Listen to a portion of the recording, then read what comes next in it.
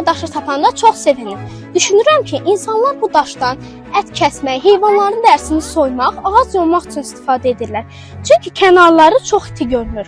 Maraqlıdır ki, insanlar min illər ərzində istifadə etdiyi daşı mən bugün tapdım.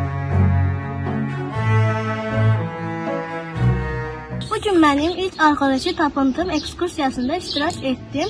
Qazıntı zamanı belə bir daş tapdım və buna görə çox sevindim. Qoruq əməkdaşları bu daşın vulkanik mənşəli olduğunu izah etdilər.